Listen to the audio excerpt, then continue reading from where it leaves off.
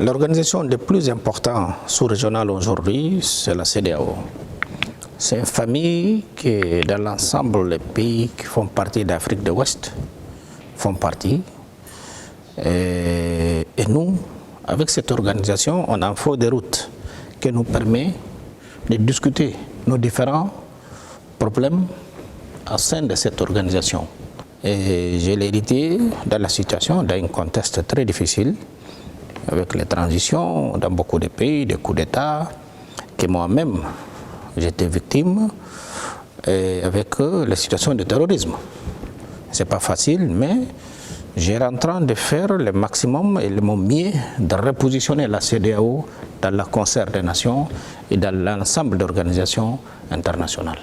Moi, je pense à tout. Et puis, si on voit l'historique, il y a beaucoup de présidents de la République aujourd'hui qui sont venus au pouvoir à mon âge, malgré qu'ils sont toujours là, mais ils sont venus très jeunes, ils sont venus au pouvoir.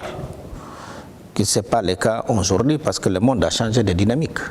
Ça c'est premier. Et deuxièmement, je pense que c'est un atout. Et ça, c'est vrai que je suis le plus jeune de notre sous-région. C'est vrai. Parmi les présidents élus. Parce qu'on a des présidents de transition d'une manière à l'autre. Aujourd'hui, ce sont des chefs d'État qui sont plus jeunes que moi. Et celle de l'Afrique, à part le président de Madagascar, je me retrouve entre mes papas, mes grands frères, ça me rend grande joie et l'honneur aussi. Et ça mobilise la jeunesse. L'année passée, j'ai fêté mes 50 ans. Nous, en Guinée-Bissau, la jeunesse, ça termine à l'âge de 35 ans, constitutionnellement. À partir de 36 ans, tu peux devenir chef d'État. Moi, je pense que ici pouvait être la Mecque ou le Vatican pour beaucoup de soi-disant des panafricanistes. Parce qu'on a une histoire, on a une grande histoire, la Guinée-Bissau. C'est une histoire de panafricanisme. Parce qu'on a reçu la solidarité de tout le monde, du Maroc, Algérie, Guinée-Conakry, Sénégal. Et c'est comme ça qu'on a donné, on a aidé les autres peuples frères aussi à libérer. Angola, on a combattu là-bas, au Mozambique, Cap-Vert, même au Timor. Et nos leaders, ils sont formés, ils sont ancrés, l'idéal de vrai panafricanisme. C'est pour cela qu'on voit des faux panafricanistes là. Le panafricanisme, ce n'est pas juste aller aux réseaux sociaux en train d'insulter la France, au Portugal, au Espagne, ou les États-Unis. Non, ça, c'est pas ça, c'est des comédies. Et les choses que moi j'ai dit aux Occidentaux, au soit à la Russie ou à la Chine, ces gens-là ne peuvent pas le dire. Parce que je ne suis plus écouté, entendu par rapport à ces gens-là qui disent que c'est des panafricanistes. Ce n'est pas pour aller en Europe faire des désordres. Ça ne nous honore pas. Moi, je ne vois pas en Europe, il y a des gens qui sont dans les réseaux sociaux. Ils critiquent, constructifs. Ce n'est pas pour insulter ou créer des choses mensongères. Pour dire, bon, il a fait ça. Non. Pour être payé pour quelqu'un. Non. La panafricanisme, c'est un esprit de valeur. Un esprit de dire, bon, l'Afrique est possible. Nous, on est grandis et nous sommes éduqués dans cette école. Nous, depuis à la bas âge, on avait des sièges à l'école, des matières à l'école qu'on disait la formation de militants. Moi, j'avais cette matière. On étudiait à l'âge de 6 ans jusqu'à la bac. On disait la formation des militants. Et cette formation de militants, c'est quoi? Ça te montre pour être un vrai panafricaniste. Nous tous nous sommes mobilisés pour assister Burkina. Avant-hier même, j'ai eu un long échange avec le président Issoufou, l'ancien président du Niger, qui est médiateur, qui est trop engagé aussi pour que nous tous, on aide Burkina pour faire face au terrorisme et au djihadisme. J'étais déjà à Conakry, l'année dernière. Peut-être c'est le premier pays où je suis déplacé en tant que président en exercice. Et le médiateur est là-bas permanemment avec le président de la commission pour évaluer la situation à Conakry et au Mali.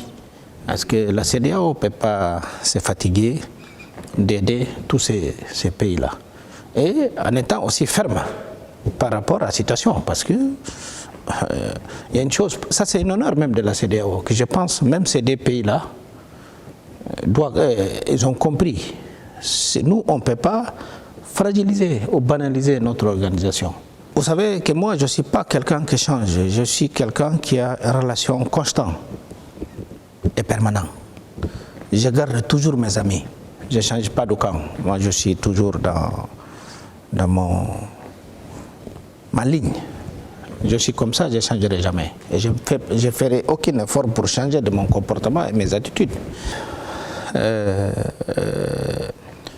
Dans le texte de la CEDEAO, et même dans la charte de l'Union africaine, Nations Unies, ce n'est plus accepté le changement ordre constitutionnel à travers les coups d'État. On ne veut pas au pouvoir avec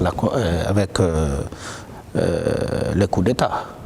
On va les élections, on gagne, parce qu'il y a la majorité dans l'ensemble de nos populations qui dit cette fois-ci-là, on va déposer notre confiance à ce monsieur parce qu'il nous a présenté un programme qui est plus convaincant. Bon. Mais il ne faut pas voir la CEDEAO ou l'Union africaine quand ils sanctionnent un pays. Parce que nous ne sommes pas en règle. Même dans les matchs, on a des cartes. On a un carton rouge, un carton jaune. Quand tu joues mal, tu es sanctionné, tu es expulsé. À partir, je te dis, tu es sanctionné 2 ou 3 matchs. Après, tu reviens dans le match.